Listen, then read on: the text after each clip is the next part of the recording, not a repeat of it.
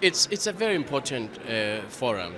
As I mentioned yesterday in my remarks, the continent of Africa and the Caribbean region, we do not have a forum or a platform where we engage and set out our plan of action for how we are going to enhance trade and investment relations between our two regions.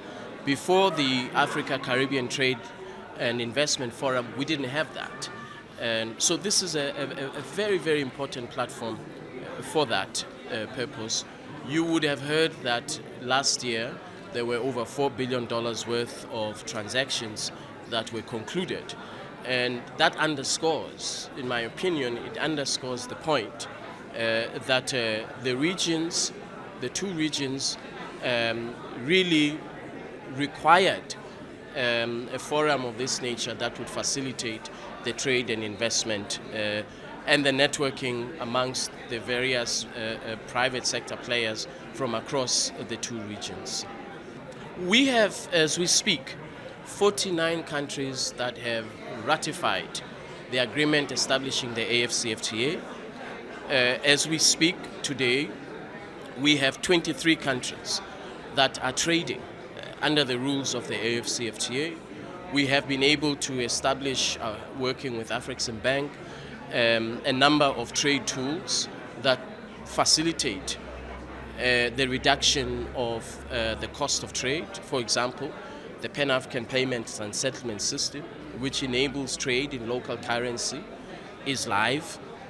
We have an AFCFTA adjustment fund, which is intended to support the 49 state parties as they implement the AFCFTA, giving them the ability to transform their industries for trade.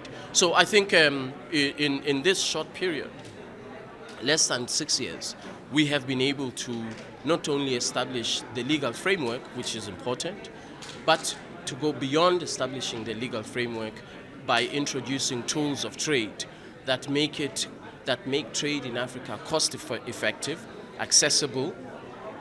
The one area that will continue to be a challenge is the infrastructure deficit, which, as you know, annually the continent of Africa has an infrastructure deficit of $120 billion. And so we will have to leverage on the development finance institutions, Africa 50, Africa Finance Corporation, AFDB. We will have to leverage on all of these institutions to close this infrastructure deficit. Similarly, in dealing with the cost of transport and logistics, we will have to rely on our development partners. So we've made progress, very, very significant progress in a short space of time, but challenges remain, and we will tackle those challenges to the extent that they go beyond just trade rules. We will tackle those challenges with our development partners, AFDB, African Bank, Africa 50, and the private sector. There's certainly a short-term and medium-term impact. Many countries in Africa that were beneficiaries of AGOA are now shut out of that market. Nigeria, Angola, Madagascar, South Africa, Lesotho, Botswana. These are some of the countries that certainly will lose their market share as a result of effectively as a result of the nullification of AGOA. So the big question then is, what is the alternative market that we develop? I believe that the AFCFTA is there as an alternative market for countries that had an export exposure to the US, to reverse that, for us to look inward. Of course, it's going to take time. Developing supply chains, developing a new market profile is not going to happen overnight. It shall require a concerted effort to develop those markets domestically. But in the long term, this is the solution in my view. The solution is not to go to the US cap in hand to say, please reinstate AGOA. It won't happen. AGOA is gone. my opinion is that it's gone forever. We've got to look at building a domestic market for ourselves as the regions, the Caribbean region and the African continent.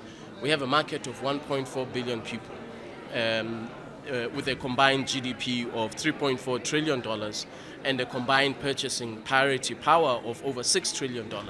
So where we eliminate these rules that prohibit intra-Africa trade, I believe that we will be able to have trade as a very strong contributor and a significant contributor rather to Africa's overall GDP and economic growth.